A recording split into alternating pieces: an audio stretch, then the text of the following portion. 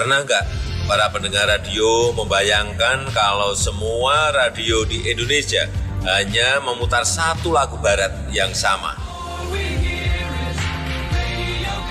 Apa jadinya ya kalau semua radio di Indonesia hanya memutar lagu Didi Kempot? Sekarang kalau semua radio di Indonesia cuma memutar lagu slang.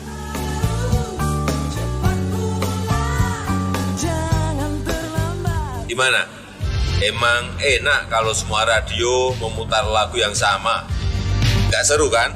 Makanya keberagaman itu harus kita jaga bersama.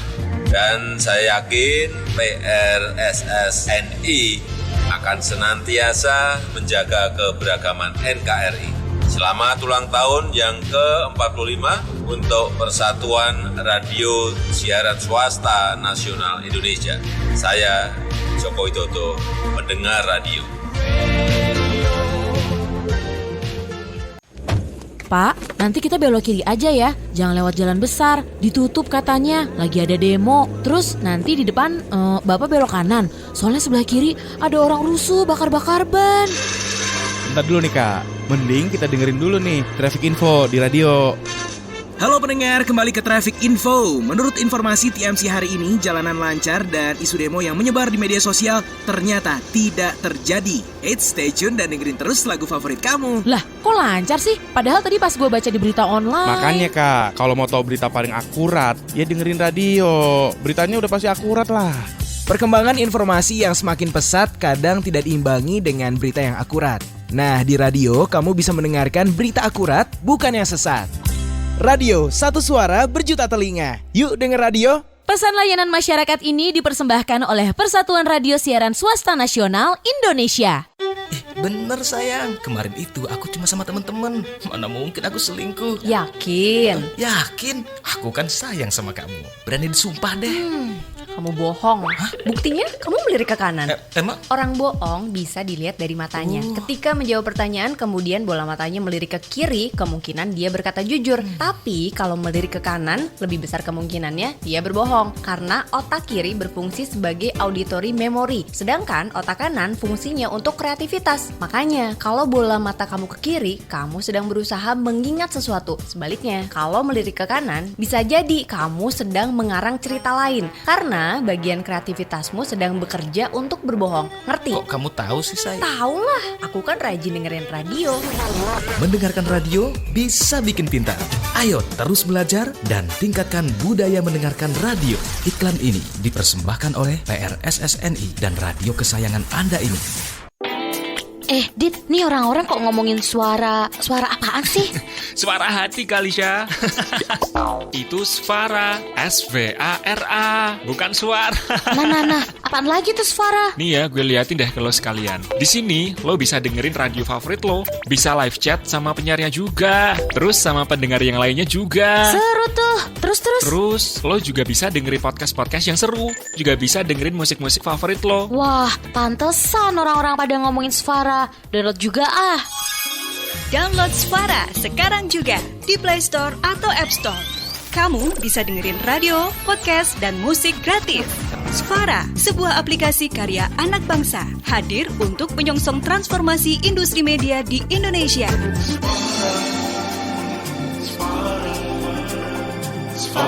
Pesan ini disampaikan oleh PRSSNI dan Svara bekerjasama dengan Menkominfo dan Baycraft.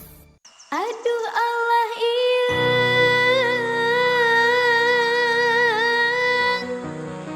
Tega tega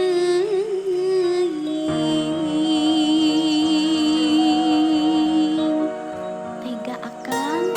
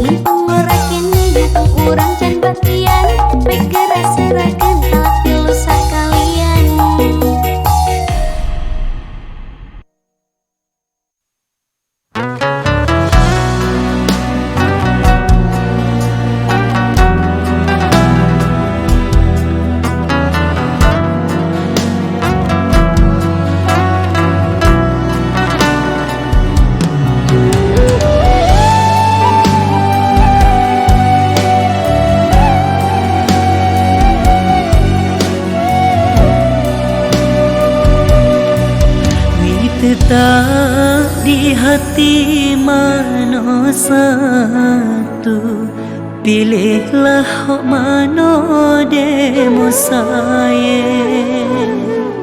Jangan sangat demo tu nafsu, ikut rasa demo no gile.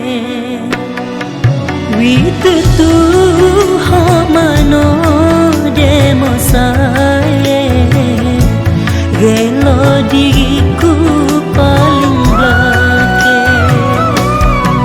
Wita tak di hati mana satu, pilihlah hak mana demo sayang.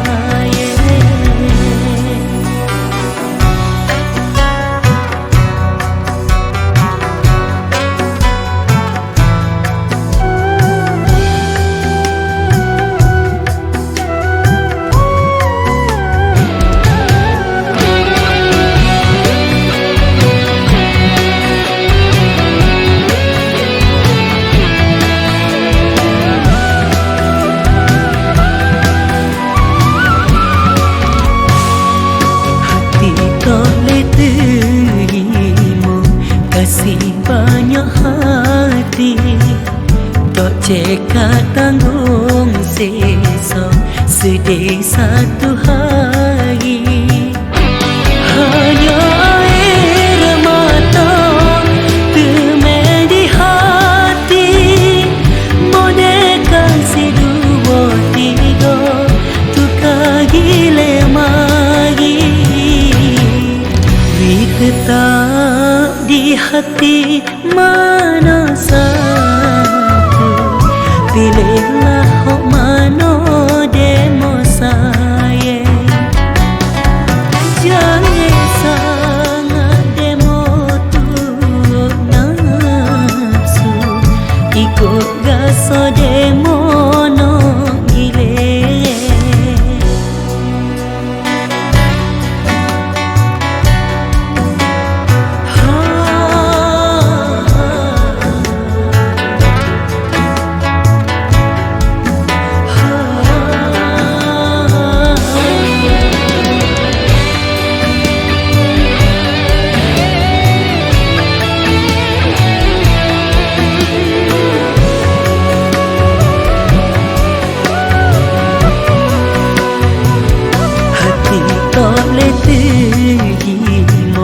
Kasih banyak hati, tak cekat tanggung sesa sedih satu hari.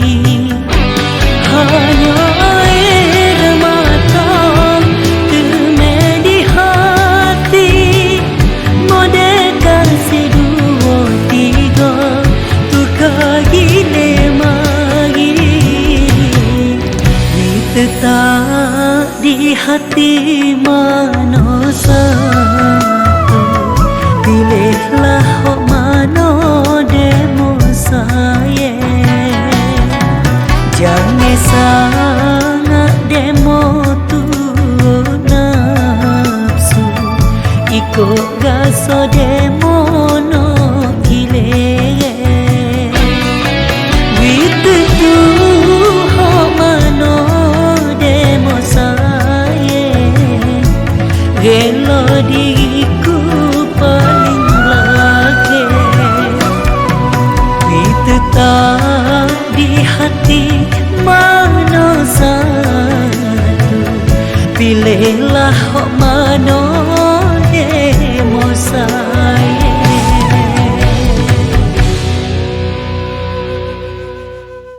Ya, selamat malam para pendengar nongkrong bareng. Wah, senang sekali ya kita bisa bergabung lagi bersama Kak Sam, ya, Kak Sam dan Kak Novi, ya. Ya, Spiderman yang sedang nongkrong dan ngopi, ya. Di pinggir empang. Awas, jangan kecebur, ya. Selamat malam Kak Novi. Iya, selamat malam Kak Sam. Assalamualaikum warahmatullahi wabarakatuh. Shalom pendengar radio nongkrong bareng yang tidak mau ketinggalan. dengan yang lain untuk selalu menyempatkan diri dengar dengan telinga di Facebook ya. Rabu malam ini hari Sabtu terakhir bulan April tahun 2023. Wow, waktu berlalu dengan cepat. Kasih milenial yang ada di Hong Kong sudah menyapa saya dan kita gabung di acara Radio Nongkrong bareng Kak Novi Pelipur Lara di sini. Dan malam minggu seperti biasa ada guest star. Saya langsung saja menyapa Pak Haji ini, Pak Pangku Rubiono. Assalamualaikum warahmatullahi wabarakatuh. Selamat malam Pak. Waalaikumsalam warahmatullahi wabarakatuh. Selamat malam Pak Novi, Pak Sam. Ya, semoga malam, selalu Pak. sehat dan ini pada pendengar semua juga semoga selalu mengikuti perkembangan Radio Nongkrong bareng. Mantap, ya memang sebaiknya begitu karena banyak episode-episode kita yang sebenarnya menjadi inspirasi ya Pak Pangku, harusnya kemudian menjadi juga motivasi atau paling tidak menjadi satu menambah wawasan seperti misalnya Pak Pangku pernah mengajar bagi ilmu. Iya, pendengar Radio Nongkrong bareng, kalau Anda tahu Pak Pangku ini adalah Bapak PMI ya. PMI zaman itu masih TKW mungkin, kemudian TKI, kemudian BMI, sekarang PMI di Taiwan ya. Jadi Pak Pangku sempat berada di Taiwan di kamar dagang waktu itu. Di sana nggak ada konsul jenderal seperti di Hong Kong ya Pak Pangku, tapi merupakan kamar dagang sampai sekarang ya Pak Pangku ya. Iya betul. Iya betul. Ya, jadi apapun urusan itu melalui Kamar Dagang Indonesia yang ada di Taiwan. Ada banyak, mungkin lebih dari yang ada di Hong Kong ya, populasi atau teman-teman kita yang bekerja di Taiwan, karena di sana banyak tenaga TKW, TKL ya, tenaga kerja pria, TKP. Yeah. Betul Pak ya. Ya, jadi TKP ini adalah juga yang banyak bekerja di Taiwan. Maksud saya mereka itu mengadu nasib sampai menjadi banyak kembali ke Indonesia setelah berhasil. Mereka punya yayasan seperti yang Go Public ya, no tipu-tipu, Go Berkah, Go Berkah, no judi trading. Pak Hidayat, selamat malam. Yang untuk Pak Hidayat tadi Pak Pangku mengatakan beliau Pak Anto, Pak Hidayat yang pernah mengisi Radio Nongkrong bareng, yang dari Indramayu, kemudian dari Cilacap. Terus Mbak Anita dari Blitar. Ya, masih dengan kesibukan keluarga dan yayasan-yayasannya. Mungkin Pak Pangku mengenai yayasan-yayasan yang mereka miliki sejauh ini masih berhubungan ya Pak Pangku, dalam pengertian masih ada komunikasi dengan Mas Anto atau Pak Hidayat atau dengan yang lain. Ya, jadi untuk yayasan ini kan ada beberapa yayasan yang sudah berdiri, yang di Kerawang namanya Yayasan Yatim Piatu, itu yang mengelola Mas Anto yang dari Indramayu. Dan kemudian waktu itu Pak Novi juga sudah langsung berbicara sama Mas Gunawan yang di Taiwan. Sekarang sudah kembali, dia nantinya yang akan mengurus yayasan di Patrol Hergelis. Apa? Di mana? Di Patrol Hergelis. Indramayu juga. Oh. Yang waktu itu Kak Novi wawancara dengan Mas Gunawan yang ada di Taiwan. Sekarang sudah kembali ke tanah air. Oh, Mas Gunawan sudah ada di Indonesia saat ini. Iya, 2 minggu yang lalu saya rapat bareng di sana di tempatnya Mas Gunawan di daerah Eretan Patrol. Iya. Iya, menarik sekali ya, artinya waktu kita ngobrol saya sendiri nggak begitu banyak ingat, tapi saya tahu betul bahwa ada yang di Taiwan masih Mas Gunawan ya. Ternyata sekarang sudah kembali dan bergabung dengan yayasan-yayasan itu, Pak ya. Ya, karena kalau yang di patrol itu penanggung jawabnya memang Mas Gunawan harusnya. Cuman waktu itu karena dia masih di Taiwan, jadi dibahkan ke orang lain dulu. Ya, betul. Jadi yang menangani orang lain dulu. Ini menariknya kenapa pekerja-pekerja dari ex Taiwan bisa membangun ketika kembali ke tanah air ya, maksud saya itu bisa membangun kesatuan lagi, kekompakan lagi dalam bentuk hal-hal yang sangat bermanfaat ya, yang dalam hal ini seperti yayasan yatim piatu dan lain sebagainya ya. Berbeda sedikit karakteristiknya mungkin dengan PMI kita yang ada di Hong Kong. Maksud saya ketika mereka pulang itu individu atau yang penyebabnya adalah karena mereka wanita, mereka ikut suami atau kembali ke orang tua. Jadi kurang akrab gitu ya antara satu dan lain ya. Selain beda kota mungkin, beda desa juga ya. Itu sebetulnya yayasan ini diawali dengan awalnya itu merasa kedaerahan gitu loh. Ini merasa saya daerah Jawa Barat gitu, terus mendirikan, yang dari Jawa Tengah mendirikan, Jawa Timur gitu. Rasa kedaerahannya yang timbul yang pertama. Jawa Barat, Jawa Tengah, Jawa Timur. Jadi yang mendorong PMI ex Taiwan itu bersatu. Iya betul. Adalah rasa kedaerahan ya. Ya awalnya rasa kedaerahan, terus habis itu timbul rasa-rasa yang lain, rasa kebersamaan, rasa saling peduli, dan rasa ingin membantu sesama di tanah air. Mungkin itu awal-awalnya.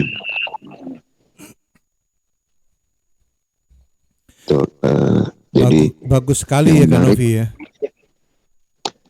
Betul Kasem, karena rasa ingin membantu sesama, artinya dipupuk perasaan atau motivasi ini ketika keberadaan mereka sedang berada di Taiwan menurut Pak Pangku atau bagaimana Pak?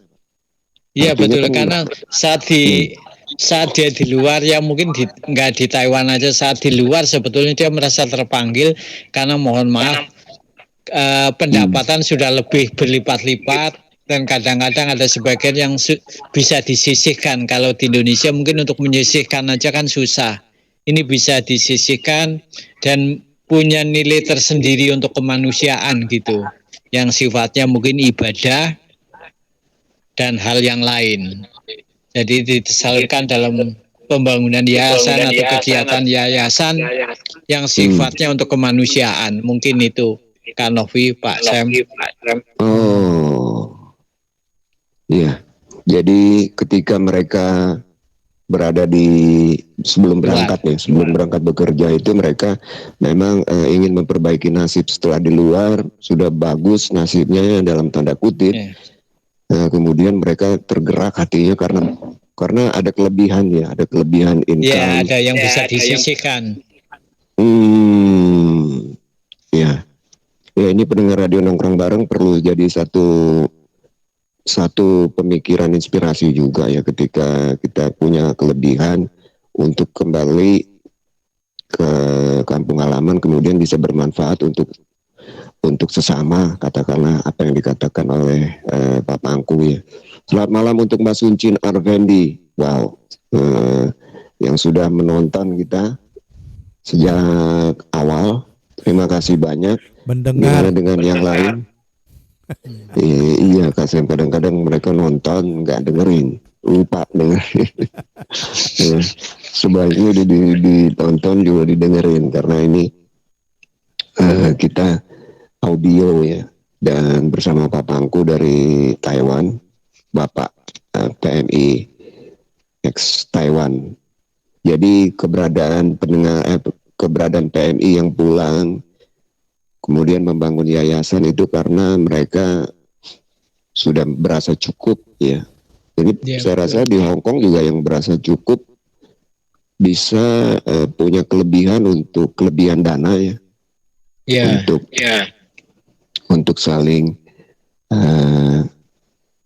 saling berbagi gitu loh, atau membangun satu kegiatan kebersamaan. Tapi tadi saya katakan Pak, apa karena wanita ya atau penyebab lain yang mengakibatkan mereka jadi lebih pada masing-masing gitu dibanding PMI Taiwan gitu. Tapi Bu Anita sendiri, kalau kita ingat pendengar radio nongkrong bareng pernah ada Bu Anita ya, itu juga seorang wanita yang terjun dan menekuni bisnis luar biasa, sukses itu, sukses besar ya. Saya sangat salut tuh dengan Bu bisa Anita punya 4 tuh. toko. Iya. Iya. Sekarang, betul. sekarang sudah 4 Pak ya. Iya. Jadi harusnya bisa menjadi inspirasi juga untuk pendengar radio nongkrong bareng yang wanita, bahwa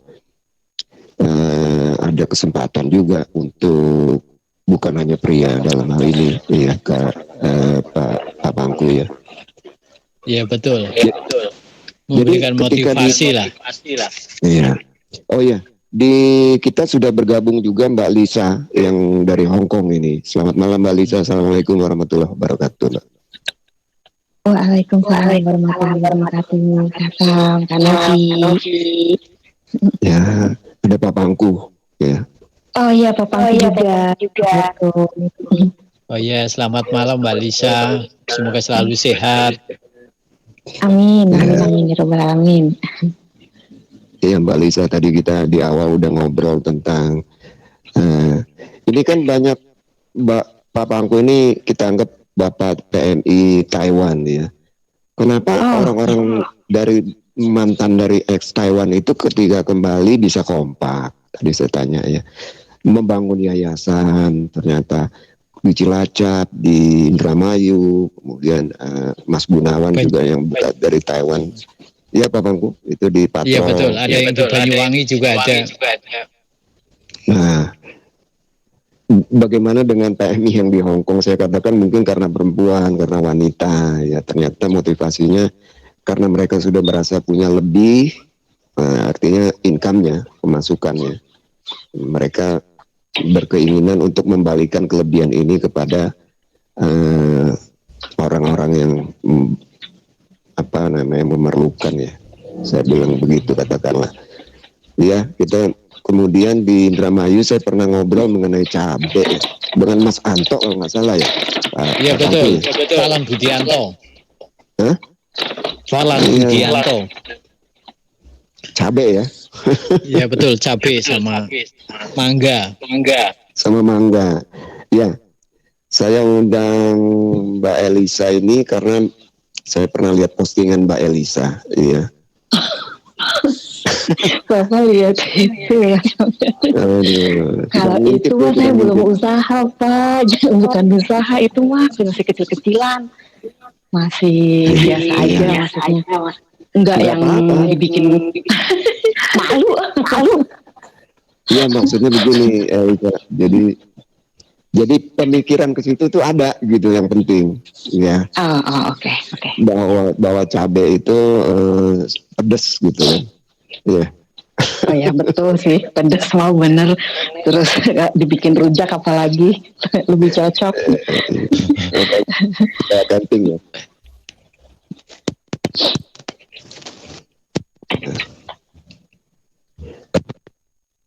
Halo. Iya, siap. Iya, Lisa. Iya, halo Kak. Oh. Ya.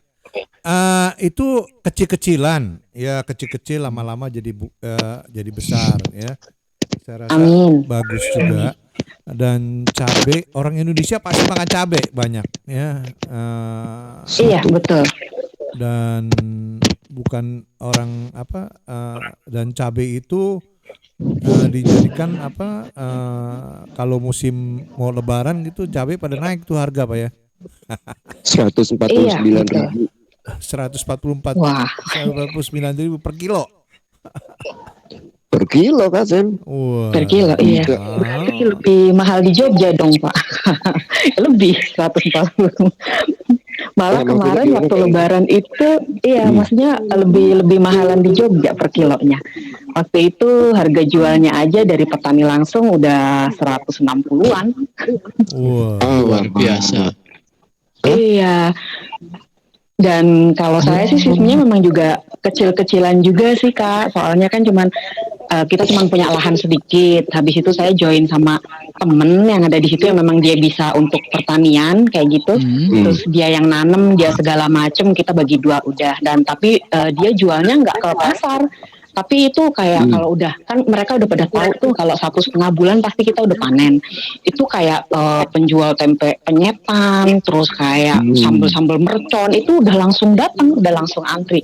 Jadi kita nggak sempet ke pasar gitu. Oh, udah habis tuh. Iya, udah habis langsung. Enak juga ya. Dulu tuh nyobanya tuh pernah tomat, terus udah biasa aja gitu, hasilnya biasa aja. Terus kita juga nggak terlalu pinter untuk nanam tomat. Terus waktu nanam sayuran juga, tapi akhirnya yang paling cocok ini cabai gitu. Oke. Jadi langsung ke para pengguna ya, end user Iya, ya. betul Kak. Iya betul. Harga juga bisa lebih bagus kali ya kalau gitu ya. Bisa lebih bagus Kak. Itu kalau ke pasar kan kita harus kayak nyamain dengan harga pasar di situ, harga dari kayak petani lainnya gitu, disamain gitu. Tapi kalau yang langsung ke penjual kan kita patok segitu, mereka juga tetap beli karena memang sudah terjamin freshnya yang langsung petik gitu. Oh. 1 bulan. 1,5 bulan. Hah? Iya. 1,5 bulan. Cepat amat ya. Berapa kilo? Berapa kilo Lisa panennya? Panennya, saya mah sedikit Pak. Kayak cuma manfaatin lahan aja daripada kosong. Iya, kira-kira pernah nggak diperbuat perbandingan? Kira-kira berapa kilo gitu? Nggak sampai 1 kintal, 100 kilo. Lebih kan? Nggak sampai. Ya maksudnya hampir sampai itu, tapi hampir sampai lah gitu. Lumayan Kak Sen? Iya lumayan ya. Lumayan. Tapi untuk perawatannya gimana? Airnya di daerah Gunung Mbak, posisinya di Jogja di mana Mbak? Di Jalan Kaliurang. Oh di Kaliurang. Di Jalan Kaliurang. Iya, kalau di Kaliurang mudah sekali karena itu kan lereng Gunung Merapi ya. Jadi kita cuman kayak dari jadi kita nggak perlu bayar karena di sana ada kayak mata air dari sungai itu, kita tinggal bikin salurannya. Iya. Dan untungnya sekali di situ Pak. Jadi kita nggak air dari beli air lah istilahnya. Karena beda dengan yang di Jawa Barat khususnya Indramayu itu kalau pas musim kemarau dia ngebor air. Oh gitu. Iya jadi biaya jualnya tinggi tapi biaya perawatannya juga tinggi juga. Karena ngebor air kan. Oh gitu. Indramayu emang agak kesulitan air. Iya karena di situ sawahnya pun kan tak ada hujan. Tak ada hujan. Iya betul. Kalau nggak hujan nggak ada air. Jadi mengandalkan air hujan. Iya makanya rata-rata di Jawa Barat, Indramayu khususnya kan setahun paling 2 kali. Itu udah bagus. Yang lainnya ya biasanya untuk cabai, untuk yang lain gitu.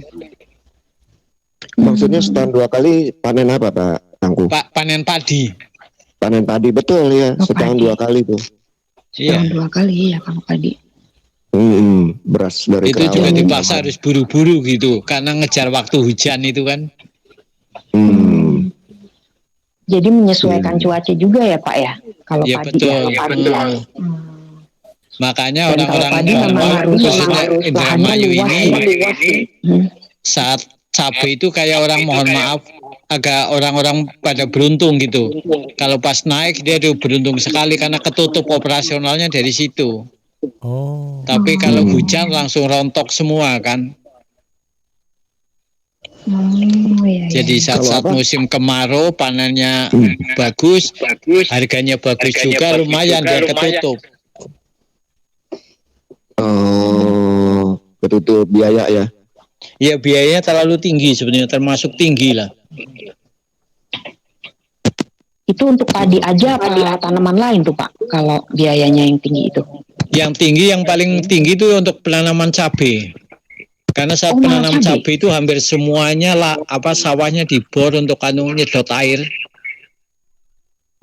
Kalau pas padi itu kan tak ada hujan, jadi pas musim hujan aja panen nanemnya. Kalau nggak hujan nggak nanem. Jadi ganti cabai dan yang lainnya.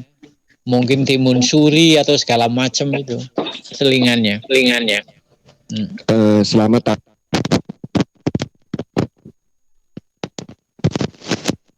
Ini Kak Novi kabelnya kayaknya koslet nih. Mungkin kena cabai itu tadi. Iya, kepedesan cabai Kak Novi kan. Iya, panas itu. Lisa, nanti itu bisnis ini kan berasa kelihatannya kan berpotensial. Apa cabai kali urang rasanya beda. Gitu. Saya mau tanya apakah kamu akan kembangkan usaha cabai ini, tanam cabai atau bagaimana? Tergantung sih Kak, tergantung.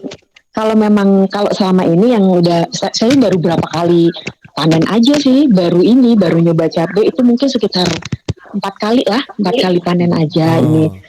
Untuk sementara sih saya tekunin ini dulu ya Pak. Untuk selanjutnya ya lihat nanti.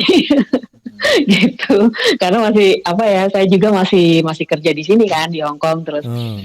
Itu konsepnya karena daripada lahan kosong kebetulan ada yang bisa ngolah, ya ayo kita bagi aja, kamu yang ngolah, saya tanahnya, kita bagi 2, udah gitu.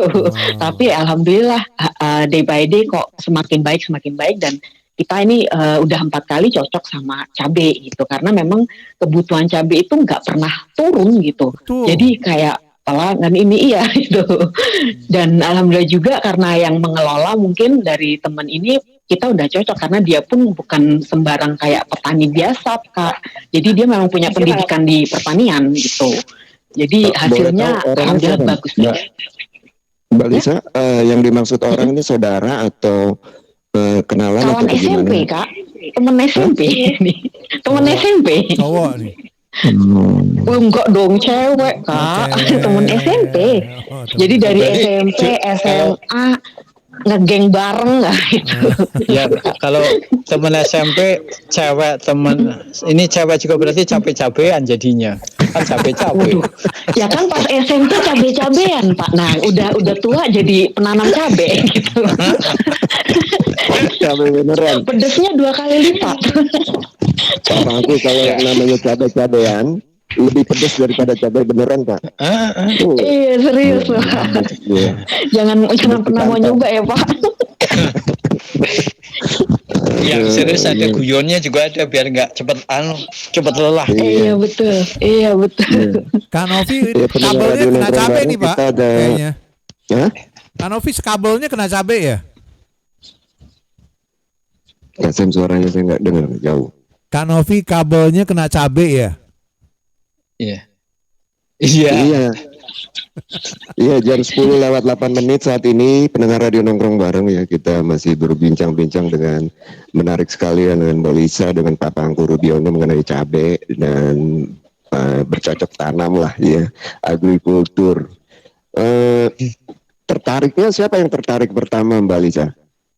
Yang pertama tertarik atau ini adalah lahan kosong, yuk kita coba apa gitu, karena menarik sekali gitu. Iya. Tertarik ya sebenarnya saya tuh nggak benar-benar nggak ngerti buta tentang pertanian sama habis itu saya tuh cuma tadinya mau apa ya, udah dipagerin aja dulu, mau bikin rumah juga harus nabung dulu kayak gitu kan, tapi buat apa juga rumah gitu kan udah ada.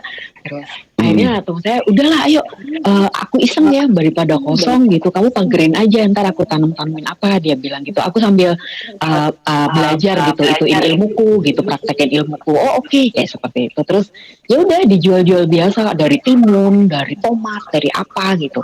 Saya kok lumayan juga, berhasil juga gitu, berhasil ini tuh. Akhirnya setelah dia juga mendalamin, terus ketemu ini cabai, ayo kita seriusin yuk jadi bisnis kita kayak gitu. Tapi itu alhamdulillah kalau memang terus-terusan baik ya bertahan aja dulu Pak gitu. Iya sih, iya. Lulusan dari universitas atau apa Mbak Lisa? Iya dari universitas. Oh, pantas punya ilmunya Iya. lah. Iya, punya ilmunya. Maka saya percaya Kak gitu. Ilmunya belah cabai itu. Iya betul. Percabai-cabian ya Pak. Jadi harga harga bisa segitu di Jogja ya, Mbak Lisa ya? Iya. Iya di Jogja. Waduh, ampun 160.000. Iya 160.000 1 kilo. Nah karena di Jogja mungkin karena konsumtifnya tuh tinggi ya. Soalnya kan di sana memang banyak sekali yang pendatang kan karena berkunjung ke Jogja jadi ya kan saat-saat lebaran itu kan ramai kota sekali. Wisata, kota pendidikan, jadi mereka konsumtif lah seperti itu. Iya. Sebelum lanjut saya mau colek-colek yang doyan cabe nih ya, beberapa pendengar kita, Mbak Neni Suryani selamat malam, Mbak Olvi selamat malam, Mbak Monica Pratama, Pascalia Martina, Suncin Arvendi, Mbak Tina. Kemudian selamat malam untuk Mbak Suharning Tias, Mbak Laili Putri, Mbak Sriati juga. Halo. Yuti Yutira, ya apa kabar Mbak Devi Dwiani Ayu. Kemudian Oma Nul, Oma Nana, Mbak Rini, Tensi Arsita, Mbak Ana, Singapura. Ya bagaimana Singapura doyan cabai atau ada rencana untuk nanam cabai karena bagus nih prospeknya. Ya Mbak Wida di Belgia juga selamat malam.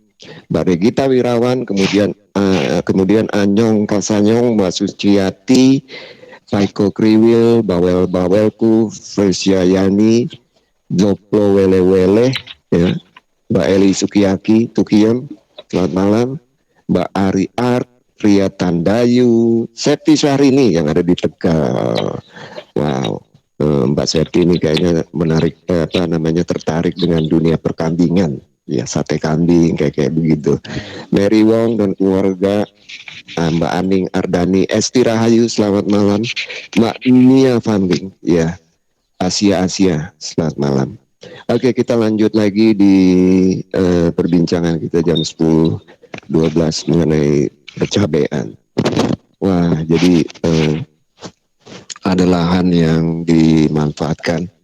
Ya, pendengar radio nongkrong bareng mungkin nggak sih, Mbak Lisa ini kan nggak pernah terjun ke ke sawah ya Mbak?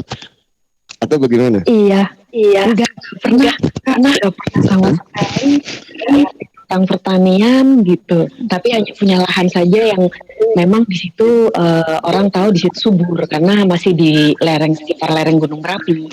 Oh, gitu. benar. Ya, dan perairannya juga bagus. Di itu ada sungai besar yang memang bisa dialirkan dan itu dibebaskan oleh pemerintah gitu untuk memakai air di situ gitu. Iya, yang saya kaget justru di Indramayu tak ada hujan Pak ya? Iya betul, tak ada hujan. Jadi ketika hujan musim kering seperti ini, tadi kita sebelum streaming kita ngobrol ya bahwa sekarang kan lagi musim kemarau nih, Pak Pangku, artinya di daerah-daerah kering itu mereka harus membeli air atau bagaimana? Kalau air rumah masih cukup, tapi untuk pertanian yang kekurangan. Jadi ngebor itu Pak Pangku? Iya, untuk cabai itu ngebor anunya. Jadi di sawah itu dibikin bor untuk ini, air itu. Seperti kita bikin perumahan untuk airnya. Iya. Dan untuk hal itu kalau kita kompak ya, kalau kita sendiri ya capek. Kalau kita punya kelompok, akhirnya jadi ringan kan begitu ya, ringan sama di dinding berat sedikit. Kenapa Mbak Lisa? Iya, jadi kayak sekelompok petani gitu kerjasama ya Pak, yang begitu jadi lebih ringan pengeluarannya. Benar, ini satu kegunaan atau manfaat dari kebersamaan gitu dibanding individu ya, Pak Pangku. Kegiatan yayasan yang lain apa Pak di mantan ex Taiwan ini Pak Pangku. Jadi yang kebetulan ini saya memantau terus untuk yang di Kerawang, kebetulan kan tadinya ngurusin anak-anak yatim. Jumlahnya 31 dan sekarang sudah dewasa dan rata-rata sudah bekerja di pabrik. Dan kemudian nyari anak-anak pengganti sekarang sulit. Anak-anak yatim yang ditinggal orang tuanya itu sekarang agak sulit. Karena mohon maaf anak-anak yatim sekarang banyak dimanfaatkan untuk minta-minta gitu. Iya, bisa jadi betul. Ya, tuh. Dan kebetulan di Kerawang juga sudah punya lahan ditanemin pohon jati, kurang lebih ada 200 pohon, mungkin sekarang sekitar 120 yang hidup. Pohon jati? Iya, karena itu 30 tahun lagi kan udah modal itu. Wah, iya. Sekarang udah berjalan 10 tahunan. 30 tahun ya. Iya. Sekarang udah berjalan 10 tahunan. Wow, waktu nggak berasa ya. Iya. Kalau yang di Indramayu itu rata-rata lahannya sebagian masih sawah. Jadi di musim kemarau ini ditanemin ini timun suri sama cabai. Kan pas lebaran itu timun suri lumayan harganya. Ya walaupun tidak begitu menjanjikan tapi lumayan lah. Lumayan. Ya pasti kan ini banyak yang nyari ya Pak. Kalau timun suri pas puasa. Untuk pendingin. Iya. Laku itu timun suri ya pada bulan Ramadan. Ya, ini berbagi cerita aja sedikit. Kemarin 3 hari sebelum lebaran di Jakarta pepaya mentah aja sudah mencapai 80.000 satu biji. Pepaya mentah Pak? Untuk daerah Jakarta 60 sampai 80.000. Yang matang? Bukan, yang mentah, yang untuk sayur. Oh, mau dibikin sayur ya? Iya, kalau di Betawi kan sayurnya kalau lebaran kan mesti ada sayur itu, sayur pepaya. Sayur pepaya, iya. Yang sama ketupat makannya. Pas malam takbiran dapat sayur pepaya tuh ya. Iya betul itu sampai 80.000 puncaknya satu biji, kurang lebih mungkin 1 kiloan lah. Waduh. Hari biasa paling 8.000, 10.000 aja nggak nyampe. Berarti mendekati puasa ini harus nanam pepaya nih ya, Pasan. Beralih ya. Itu harus tahu momen memang. Jadi timing yang tepat itu. Betul. Iya, Mbak Lisa, ini kalau tanam cabai mau berapa tahun ke depan, Mbak? Atau ada pemikiran lebih serius atau cuma sekedar bagaimana?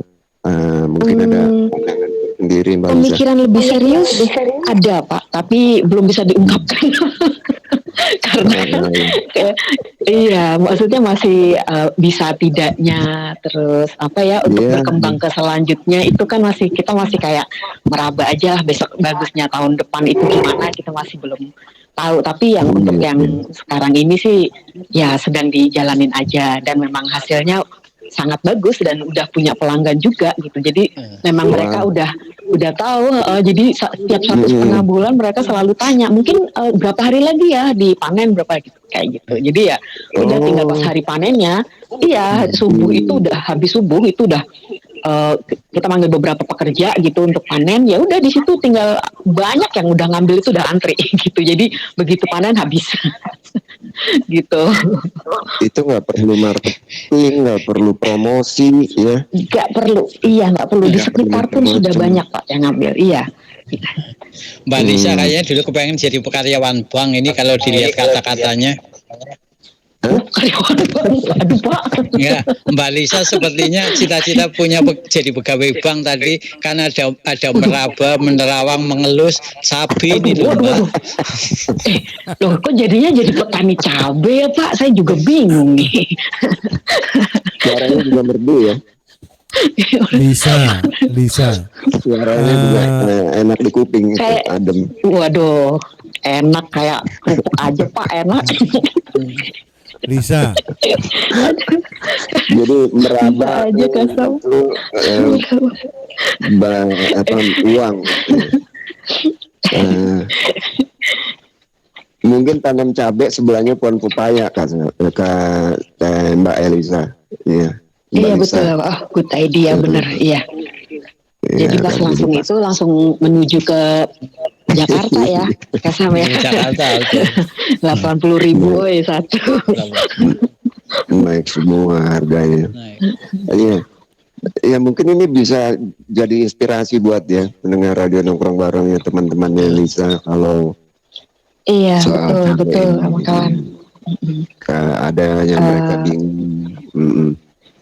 Ya intinya manfaatin aja yang kita punya ya Kak. Jadi bisa apa ya pintar-pintar ngelihat peluang apa yang bisa kita lakukan, apa yang bisa kita manfaatin lah dengan apa yang kita punya.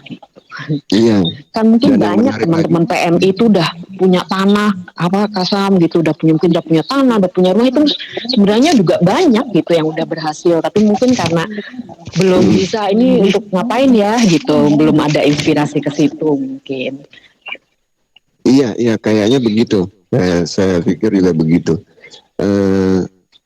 Kalau dilihat tadi dari awal pembicaraan bahwa pendirian yayasan ini kan dari keberadaan mereka di Taiwan ya, berasa mereka satu kedaerahan Jawa Tengah, Jawa Barat. Dari situ mereka tercetus untuk atau terpicu untuk membuat satu kumpulan lah setelah nanti selesai bekerja. Selain ada kelebihan dana. Kalau kelebihan tanah sama aja dong Pak Pangku dengan kelebihan dana yang untuk dimanfaatkan. Iya kan sama aja kan.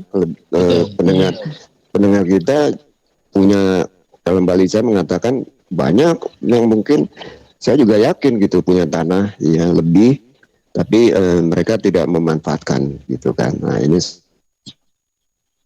bagus.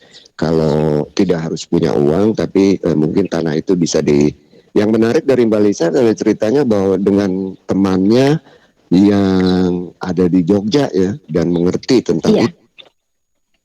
Iya betul Kasam. Lah bisa. Kanovi. Kasam nggak tahu kemana nih. Ini Kanovi. Iya. Oh Kanovi. Jadi Pak saya lagi ngambil cabai kayaknya. Lagi makan cabai Pak. Mbak Lisa di rumah ngolek cabai nggak sehari-hari? Iya dong, saya nggak bisa makan kalau nggak pakai sambal Kanovi. Makanya cabainya jadi mahal ini. Walaupun di rumah di tempat bos saya ini memang pasti masakannya western ya, karena mereka orang England gitu. Tapi ya tetap aja saya menyesuaikan, misalnya masih risotto gitu ya, risotto. Ya udah saya kasih sambal dikit gitu. Menyesuaikan lidah gitu. Apalagi sekarang apa-apa serba granat, serba rudal, serba iya betul, iya mercon lah ya gitu. Jadi saya rasa cabai ini nggak bakal habis-habisnya dibutuhkan sama orang Indonesia nih. Iya. Betul Kanovi. Dan halo Elisa, iya, kamu juga harus memperhatikan ya nggak manfaat cabai. Cabai itu banyak vitaminnya loh, vitamin C. Ya nggak. Betul. Iya. Dan itu bagus sekali. Benar. Ya, orang kalau makan cabai ya flu kagak bisa dapat flu itu. Iya. Terus kalau sariawan tuh, Kasam kalau misal sariawan ya makan vitamin kayak apa nggak sembuh. Kalau makan cabai satu aja deh yang cabai setan tuh, udah langsung sembuh. Kalau sariawan pengalaman.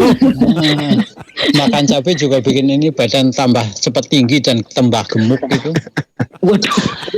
Ya karena nambah melulu. Cabainya belum habis, gorengannya nambah ya kan. Ya terus makan terus.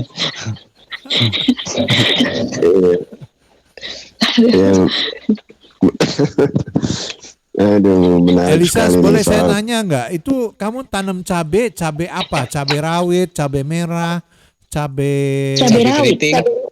Cabai rawit. Iya, cabai rawit yang cabai setan itu, Kasam. Yang sekarang memang lagi banyak yang minat gitu. Jadi kayak warung-warung kayak penyetan di Jogja, terus kayak sambal-sambal mercon kayak gitu, lalapan sambal mercon gitu kan sedang lagi booming ya gitu. Jadi yang kita tanam yang lagi booming itu. Tahu ada cabai yang warna orange tuh, jalapeno. pedesnya sampai ke ubun-ubun tuh satu aja. Oh, jalapeno itu ya. Iya. Jalapeno. Wah, kejam itu. Itu lebih kejam daripada cabai Meksiko itu ya. daripada mertua tuh. Wah, emang galaknya mertua kayak apa, Kak? Aduh, ya pedas aja gitu ya kan. Ya, Rabu lalu kita ngobrol dengan seorang PMI yang kembali ke Hong Kong. Itu ingin saya katakan bahwa ya mungkin aja kalau memang si Mbak itu punya ya, Mbak Mawar itu bingung ya karena sempat di Indonesia setelah 13 tahun di Hong Kong pulang ya, kemudian berkeluarga. Sampai di Indonesia dipanggil-panggil ke Hong Kong, akhirnya balik. Sampai di Hong Kong baru sebulan udah nggak betah lah, pengen pulang ya. Dan ya kalau didengar dari pembicara malam ini 1,5 bulan kalau kita tanam cabai itu sudah menghasilkan sekian untuk dikalikan 1 ton kurang kosnya atau biaya apanya di atas kertas sih bagus ya, cuman si Mbak ini memang harus bisa turun ke perladangan gitu ya, atau kena matahari, bermain tanah. Iya. Itu. Iya, Elisa pernah ya, Mbak Lisa ya? Enggak. Enggak pernah. Enggak pernah, saya cerewet aja. Mbak Elisa itu apa? Iya. Mbak Elisa kulitnya tuh kulit ini Kanovi, kalau kena matahari meleleh. Tuh kan, ya ampun, fitnah deh beneran deh. Untung udah nggak puasa lagi, Kak. Saya mohon maaf lahir batin Mbak Elisa kalau ada kesalahan. Ya, kan saya udah dibagi 2 tugasnya, Kak Sam. Jadi saya yang di sini yang dia yang ngerjain. Nah, saya yang ada saya tanah dan paling cuman kasih saran gitu. Dan ternyata sarannya memang ya ini gitu. Jadi kan sendiri-sendiri tugasnya, Kak. Saya lihat posting, saya lihat tiap postingnya tuh posting, waduh, kayak udah fashion show aja ya nggak? Itu kan hobi, Kak Sam. Hobi. Kan biar selalu happy walaupun nyari duit capek. Iya, betul sekali ya Pak Pangku ya. Karena PMI kita di Taiwan juga kurang lebih sama ya perjuangannya dengan para PMI kita yang di Hong Kong ya, capek dan butuh satu hiburan selain memikirkan masa depan juga nanti bagaimana ya kan.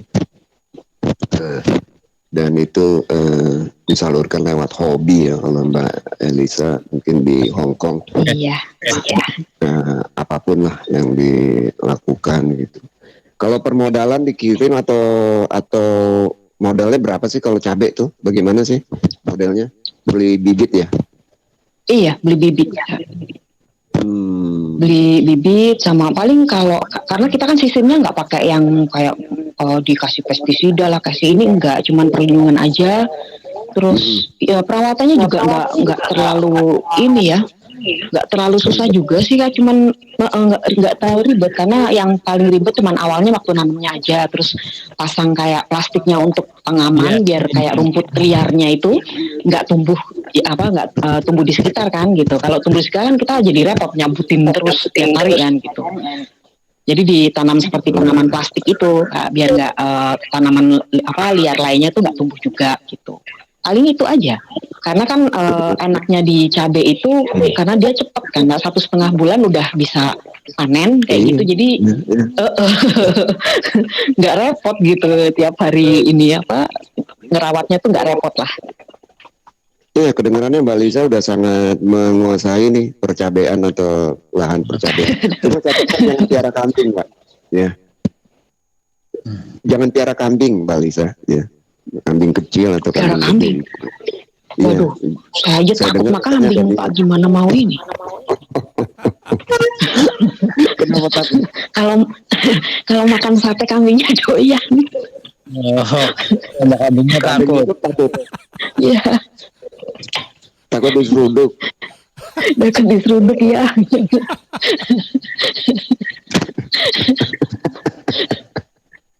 Itu kambing pakai gigi tuh. Kenapa Bang Bener Angku? kan Novi? Itu Pak kambing nggak tahu diri. Ya. Ada Malisa disuruh kambing. Lah iya ya, tapi- Papangku ya, aduh. Tapi ada juga untungnya kalau kita main ternak ya, Papangku. Cuman memang makhluk hidup lebih banyak resiko, entah itu kambing, entah itu lele ya. Kita ini kan lelaki sintal, lehe lahan kering, sistem terpal Pak. Ya, kata seorang lelaki sintal. Ulangin lagi, lelaki sintal. Ya, lele lahan kering. Lele lahan Sistem kering, terpal. Sistem terpal. Ya, dicatat Mbak buat bioflok ya. ujian. Hah? Itu ternak lele ya kan Novi? Betul. Kasih betul. Iya, ternak lele pakai sistem terpal. Sistem terpal bioflok itu kan? Itu ada kasaran yang teman saya juga udah ada itu. Dia di daerah mana ya? Cilacap kalau nggak salah. Dia udah ternak lele dipakai sistem bioflok itu dan udah berhasil. Iya. Enggak, ini lele juga salah satu yang istilahnya menggiurkan atau bisa menguntungkan ya. Karena ada satu bos dari PJTKI itu beliau punya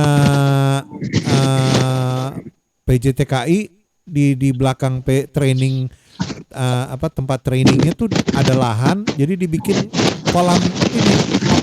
Aduh, ini Kak Novi ini kresek-kreseknya. Oh, mungkin ini sekarang diseruduk kambing ini. Diseruduk kambing. Ya apa dipatok lele? Pernah dipatil lele belum? Ya. Dipatok lele. Kak Novi coba di-cut dulu, coba di-cut, nanti saya telepon balik. Panas nih HP-nya nih gara-gara itu cabe ya. Kalau malam lelenya cabe lagi disalahin nih. Kalau malam lelenya bergerak. Berarti Lisa putus, ntar saya sambung ya Lisa ya. Oke, siap Kak. Iya Lisa tuh. Sekarang jadi bagus. Mungkin Kak Novi jadi kepanasan itu. Dia punya ini kabelnya ya nggak. Kalau kita kan clear di sini nggak ada kresek-kresek ini. Ya nggak.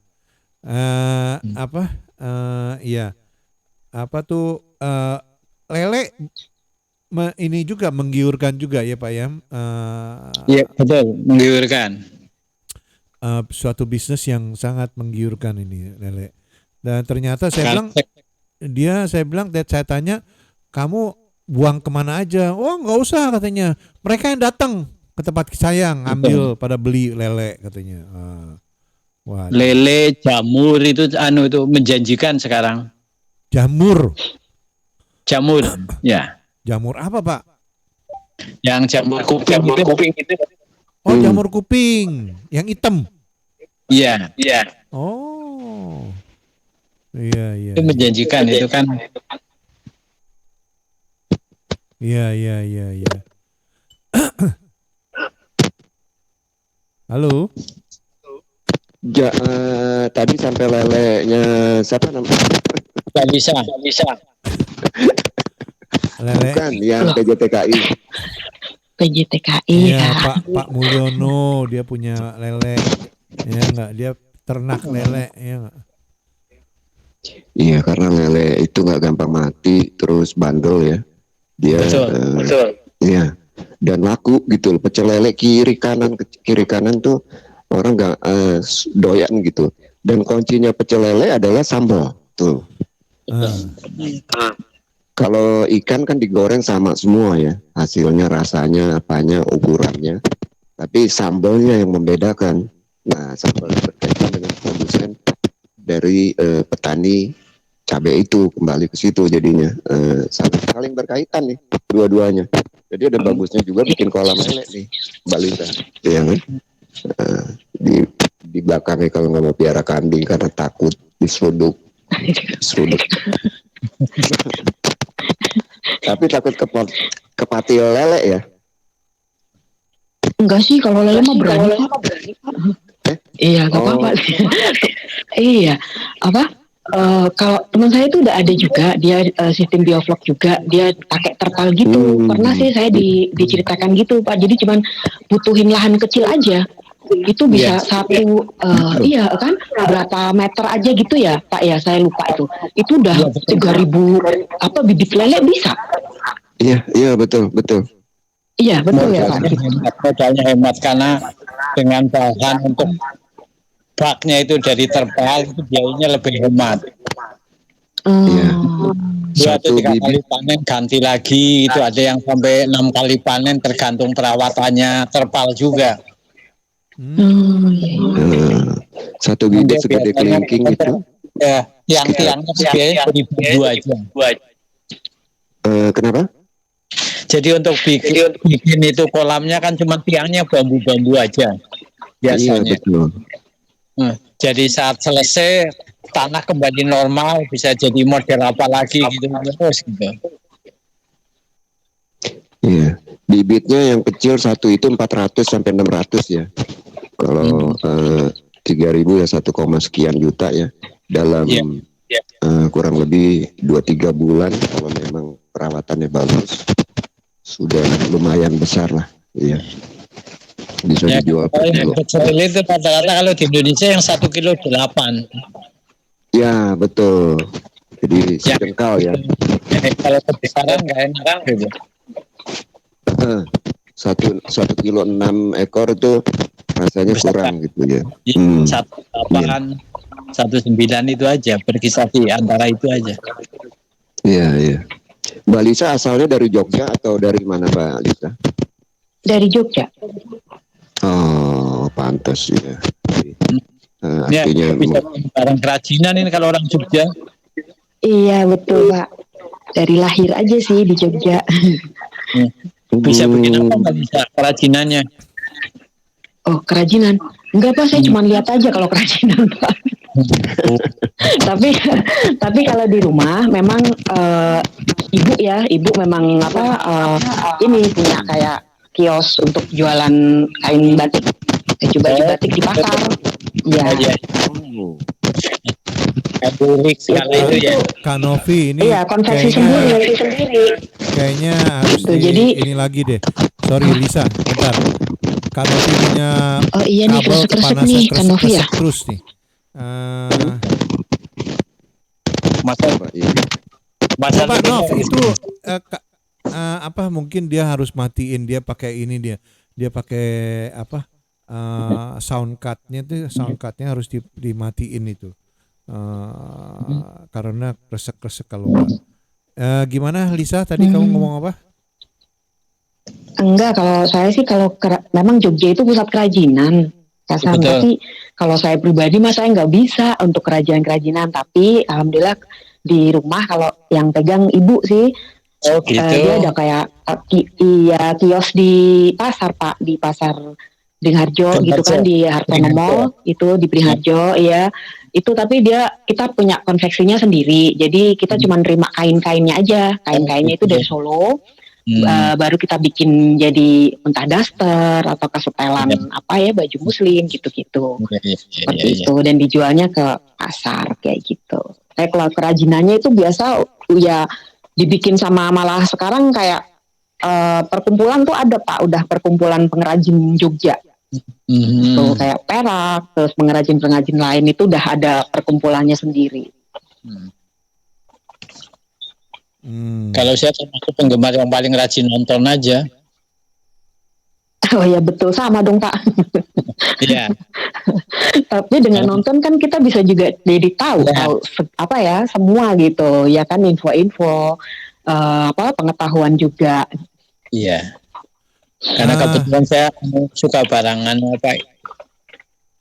barang-barang kerajinan itu saya suka. Iya ya Pak. Ya, Lisa harus kontak sama Pak Pangku. Nanti bisa diarahkan. Begitu. Bisa diarahkan ya atau bisa minta nasihat. Pak Pangku ini banyak organisasi yang beliau adalah penasehat Pak ya. Penasehat atau bagaimana Pak? Iya. Saya pembina. Pembina. Oh pembina. Oh iya. Jadi Pak Pangku tuh sangat tahu, oh ini mantan-mantan Taiwan ya, TKI Taiwan itu pada pinter-pinter kalau untuk perkebunan, karena Taiwan itu hebat sekali Pak ya. Iya betul. Ya. Oh, karena di Taiwan juga banyak yang teman-teman kita yang bekerja di kebun gitu ya Pak? Jadi sebetulnya perkebunan enggak, tapi teknologinya, karena perkebunan di Taiwan kan juga lahannya kecil, makanya teknologinya yang luar biasa. Itu yang kemudian diterapkan setelah kita pulang ke Indonesia begitu ya Pak? Ya, sama manajemennya itu. Oh, bagus sekali. Iya ya Pak. Siap deh, saya kontak Pak Pangku. Iya. Kamu rencana berapa lama lagi di Hong Kong? Belum tahu sih Pak. Ini udah berapa belum lama? Tahu. Ini saya dari tahun 2013 Pak. 10 tahun jalan ini ya. Iya. Waduh. Iya. Tapi cuman udah bikin ya perjanjian aja sama bos yang sekarang ini. Ya pokoknya kalau memang dia masih membutuhkan ya saya kerja. Tapi kalau dia udah mungkin kembali ke negaranya, ataukah udah anak-anaknya udah gede atau gimana, kita udah nggak butuh ya nggak apa-apa, saya pulang, saya udah siap gitu segalanya untuk pulang gitu. Makanya sudah mulai mempersiapkan dari sekarang. Iya, harus. Betul. Harus. Ya. Harus, dan itu Pak Pangku itu bisa mengarahkan ya Pak ya. Iya betul, insya Allah. Ya, alhamdulillah, iya. Iya, terima kasih sebelumnya. Dan mungkin teman-teman juga yang lagi mendengarkan ya Kak Sam, mungkin bisa dapat kontaknya, menghubungi Pak Pangku untuk nanya nasihat. Ya, nasihat betul ya, nasihat. Karena jadi setiap wilayah di Indonesia khususnya Pulau Jawa ini kan ada tokoh-tokohnya. Misalnya dari Jogja nanti Mbak ngubungin siapa yang di sana, teman-teman di sana banyak. Di Ponorogo siapa yang dihubungi itu banyak gitu. Jadi ini hanya berbagi tukar pendapat gitu. Pasnya saya usaha apa, kan setiap orang sudah punya keahlian masing-masing. Nanti bagi teman yang lain sebagai gambaran, wah saya kalau gini kurang pas ini, saya pasnya ini, jadi tinggal memilih. Tapi kita sudah tahu potensinya, kayak Mbak tadi kan sebagian besar udah cerita mengenai masalah cabai, walaupun Mbak tidak menggelutin langsung, tapi temannya kan sudah memberi andil, menambah wawasan mengenai cabai, bahwa cabai itu pedas, tambah Mbak tambah pedas lagi kan gitu. Waduh. Bisa aja. Enggak, sebabnya gini, sebenarnya saya selalu bilang sama teman-teman bahwa pengalaman itu penting, betul nggak Pak? Ya. Iya betul. Pengalaman itu tidak bisa dibeli. Nah, itu hanya dengan trial and error, ya. Kita baru mendapat pengalaman. Dan kalau udah kenal dengan misalnya jaringannya Pak Pangku, ya, mereka ini semua udah punya yang istilahnya yang udah sukses dan punya pengalaman. Dan kalau kita memberikan nasihat, mereka memberikan nasihat, saya rasa memberikan nasihat yang terbaik.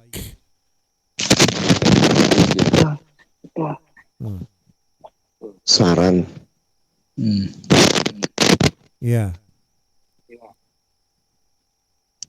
Jadi kalau di sini berarti Pak Pangku ini ya Kak bisa maksudnya sebagai penasehat PMI seperti itu ya? Beliau dulu di Taiwan. Oke. Oh beliau masih di Taiwan. Dulu. Enggak, saya Pak Pangku masih di. Udah pulang. Udah dipulangkan sama Pak Sam sama Kak Novi, dipulangkan. Terus saya dipulangkan nggak nih, Kak Sam sama Kak Novi? Habis ini pulang. Kan? Habis ini pulang. Mbak Lisa, ada orang-orang dari Jogja nggak, Mbak? Bang, merah dari Jogja. Dari Jogja kayaknya enggak sih. Kalau dari Jogja siapa ya? Nggak ada sih saya teman dari Jogja. Ya, jadi mungkin saya sedikit ke Mbak Lisa nih. Memang untuk TKI jadi jarang. Yang Solo juga jarang, yang banyak tuh Sragen ke sana. Terus Iya betul kalau dari sana. kita jarang. Mungkin turun itu ke Cilacap. Wonosobo. Iya. Itu agak banyak lagi, terus naik lagi ke sana nanti ke Cilacap. Jadi banyak daerah-daerah yang tidak kurang menjadi TKI kurang tuh banyak. Kantong-kantong TKI itu Malang, Madiun, Ponorogo, Banyuwangi, Blitar, Indramayu, Wonosobo, Cilacap, dan pinggir-pinggiran ini daerah Malimpi. Blitar juga Pak. Iya Blitar ya. Iya. Ya menarik itu kelebihan lahan sih banyak ya pendengar radio nongkrong bareng ini. Teman-teman kita di Hong Kong, tapi tinggal memanfaatkan aja. Banyak pilihan dan faktor kemauan ya Pak Pangku ya. Iya, tinggal pola pikirnya yang harus berubah. Pola pikir ya. Pulang dan ke tanah air. Ya. Sekarang jadi tuan untuk diri sendiri. Iya, itu dia maksudnya. Jadi tidak hanya punya bos tapi menjadi bos sendiri kan begitu yang mindset ya, pola mindsetnya tadi. Bisa mengajak teman-teman yang lain nantinya. Betul. Iya, makanya tadi saya tanyakan dan sejak awal kok bisa yang dari ex Taiwan itu kumpul gitu ya, sementara ex Hong Kong enggak. Sejauh ini masing-masing gitu, dan akhirnya ada yang sukses, ada yang nggak jelas ya, balik lagi, tapi kok nggak ada perbaikan gitu ya. Setelah balik lagi, kalau ada perbaikan mereka nggak pengen lagi balik ya, saya rasa ke Hong Kong ya, karena ya begitu-gitu saja gitu ya. Baik. Kalau cewek dikumpulin, kalau ibu-ibu dikumpulin itu gosip Kasep. Gosip bukan ini. Masa enggak juga. Ya, saya ngumpul sama Kasem juga bisa ngegosip kok. Tapi kalau lama-lama tambah sip pelan. Gosip yang bermanfaat ya. Iya, artinya kalau Taiwan ini kan PMI yang kumpul-kumpul di yayasan kebanyakan cowok ya, laki-laki ya, pria punya keluarga. Kalau yang perempuan mungkin ikut dengan keluarga, jadi ikut kepala keluarga jadi istri atau ikut keluarga. Jadi fokusnya berbeda ya. Ada pengecualian seperti Bu Anita dan beberapa teman kita dari ex-PMI Hong Kong juga banyak ya yang berhasil, yang banyak yang berhasil. Yang penting optimis begitu, ya kan? Betul. Baik, di jam 10:47 kita masih ada sedikit waktu, mungkin Pak Pangku ingin menyampaikan. Saya ingin salam aja kepada Mas Anto ya, Mas Gunawan ya, terutama juga Mas Dayat. Pak Dayat. Nah, no tipu-tipu ya, go berkah. Semoga sukses selalu. Kapan kita ngobrol lagi? Yang cabe itu Pak Anto ya waktu itu ya? Pak Anto. Kalau Mas Dayat pupuk. Oh betul. Dan pastinya dengan Bu Anita yang akan ibadah haji. Obat-obatan. Oh iya. Tadi Mbak Lisa mengatakan bahwa di urus cabe ini nggak begitu ruwet ya, artinya nggak perlu pestisida, anti ini, anti itu ya, dan pupuk, ya, Mbak Lisa ya. Iya, ada tambahan Pak Kanovi. Ya, Pak Pangku, mungkin di penghujung pembicaraan kita untuk malam minggu akhir bulan April. Bulan April, berterima kasih kita pada bulan April karena ada Ramadan yang kita tutup dengan Idul Fitri ya. Di bulan ini kita menyongsong bulan baru ya, bulan 5 di hari Senin nanti. Malam ini Iya, ada Pak Pak Sam, ada Kak Novi, dan juga Mbak Lisa. Alhamdulillah kita bisa bergabung, bisa mengudara, di nongkrong bareng, dan semoga memberi motivasi pada teman-teman pendengar, khususnya pendengar nongkrong bareng. Jadi saat kita di luar negeri, tolonglah punya cita-cita untuk merubah nasib kita. Bukan cita-cita kembali ke luar negeri, tapi cita-cita membangun negeri. Dimulai dari daerah masing-masing tentunya, dengan kebijakan masing-masing, dan saat di luar negeri ilmu yang didapat tolong diambil, karena mohon maaf biasanya teman-teman itu sukses membawa uang ke tanah air tapi tidak sukses manajemennya. Betul. Jadi akhirnya habis. Jadi moga-moga pertemuan ini saat mengudara seperti ini, Anda tolong manajemen yang baik mengenai uang, karena mohon maaf banyak teman-teman sekarang pulang hanya dikhususkan untuk membangun rumah. Jadi yang terpikirkan adalah membangun usaha terlebih dahulu, nanti rumah sambil berjalan. Iya. Dan sebelum saya tutup, tentunya saya tidak lupa mengucapkan selamat Idul Fitri, mohon maaf lahir dan batin, dan semoga pertemuan ini selalu kita jaga bersama agar silaturahmi tetap terjaga. Akan saya tutup dengan beberapa pantun, moga-moga bisa mengena di semuanya. Ya, silakan Pak Pangku. Tali layangan namanya benang, benang diulur layangan terbang. Hari ini kemenangan sudah datang, mari kita tabur kebaikan. Bunga turi bikin lalapan, cabai hijau pedas menantang. Idul Fitri sudah datang, mari kita bersalaman dan saling memaafkan. Baju baru dipakai lebaran, bau wangi sekujur badan. Saat lebaran saling memaafkan dari kalbu yang paling dalam.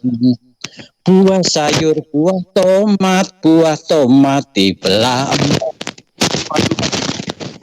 Hilap semoga selamat mengudara, mohon maaf lahir dan batin. Amin. Amin ya robbal alamin. Wah, keren pantunnya ya. Cuma ini kresek-kresek Kak Novi nih ya. Masih ketutup. Kebanyakan lele itu. Kebanyakan lele ya. Sekarang kebanyakan lele. Tadi kebanyakan cabai. Lelenya udah keluar. Terima kasih Pak Pangku. Iya, sama-sama. Selamat malam, selamat istirahat. Selamat malam.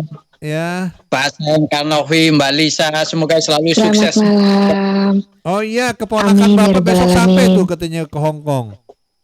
Iya. Ya. Iya. Salam Pak. Siap. Yo. Bye. Bye-bye. Ya, Lisa, terima kasih ya. Sama-sama Kak. Ininya. Ya, selamat malam Dita Sundari. Ya, Dita Sundari yang baru hadir ya. Apa kabar? Sudah lama kok baru timbul. Kok banyak kok baik kakak apa tuh WKK enggak. Oke. Kak Novi. Halo?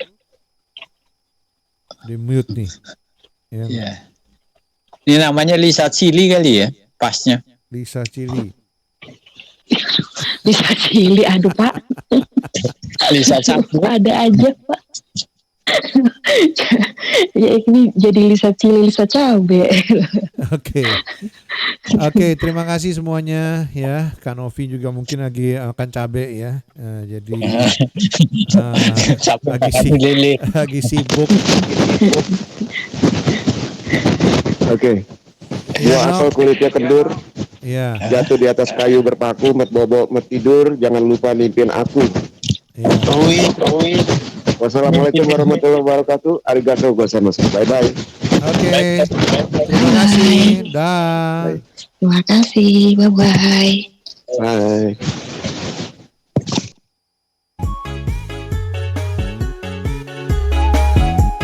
Sebelum sebelumnya saya memutarkan sebuah lagu untuk semua para pendengar nongkrong bareng ya.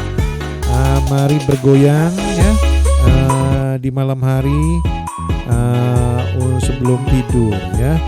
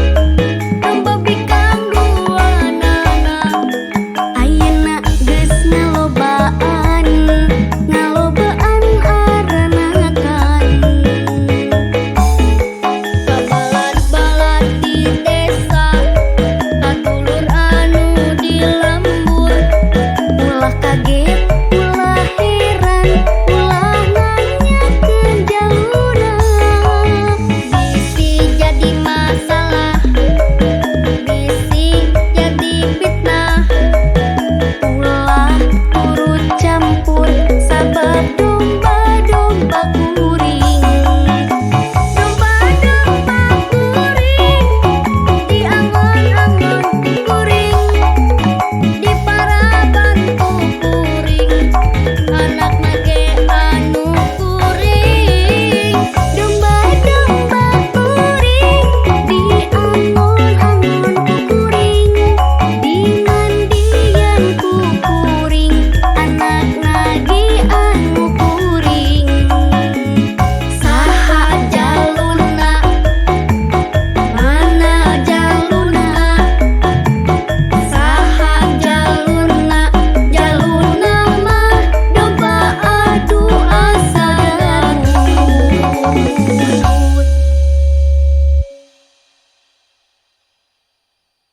Aduh.